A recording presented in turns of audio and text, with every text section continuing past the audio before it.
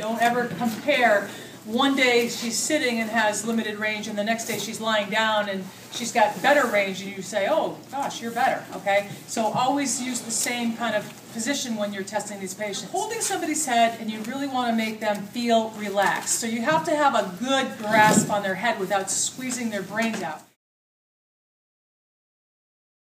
So I'll ask her to flex forward. I stand at the side of the patient when I do that, looking to see, do I see a curvature or a flattening of that cervical lordosis or not? That's what I'm looking for. Again, I can measure it with a goniometer if I want. That would be great. But generally, active flexion and passive flexion are often the same thing. I don't passively flex the neck, all right? Active extension, go ahead and bring your head back as far as you can. Again, I am looking at the cervical spine to see is there any hinging in any area. You're going to have patients that have like a dowager's hump. If they have a dowager's hump, you have to document that. Are they just doing this for extension? Are they hinging at one segment? You need to document what you're seeing with your patient. All right? If I see extension happening only at C4, C5, then I'm going to document that. But you're looking for kind of a uniform curve when they're going into extension. And again, you want to find out, is there end range pain, pain during movement, no pain at all. You need to make sure you're documenting that. For rotation, I stand in front of the patient when I do this, and I just have them rotate to the right, go ahead and turn right, good range, and then rotate left. Again, and I haven't compared, but and then go ahead and look forward. If I want to isolate and find out if she's got limited rotation and can only go this far, and I want to find out where it's coming from, what's one test that I can do? Flex. I can bring her all the way into flexion and check AA rotation and say, okay, now what's your rotation like? If it is still limited, then we're dealing with an upper cervical issue. Okay, if they have normal range there, then we're dealing with more of a mid-cervical issue. Okay.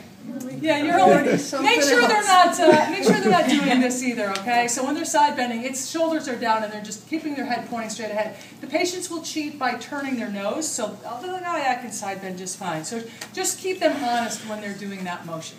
When we get into passive range, again, I don't do passive flexion because I think active flexion is passive enough because they're just kind of hanging here. I get my hands behind them. I bring her back all the way back until I feel an end feel. You okay there? All right. How'd that feel? No pain. Okay. You've got to make sure you guys bring them back far enough. And that's what you guys have to practice today is make sure you feel an end feel. If you're not getting to an end feel, you're not at end range. Okay? For rotation, what I do is I kind of use her shoulders here and I just bring her head like this. Where does that hurt? Pain? No pain? Pain on the right. What's that sound like? What's that? Maybe compression. I don't know, but just something to think about. There's facet compression happening here. Let's bring you to the opposite side. And so I just bring her head like this. How are you doing here? Feels good. Feels good. No pain. No pain. Nothing. Good. For side bending, I put my hand here and I do this. Okay? So how are you doing? Pulling on the left? Pulling on the left, pinching on the right. Ooh, okay. Sounding facet-ish, right? And then let's go this way.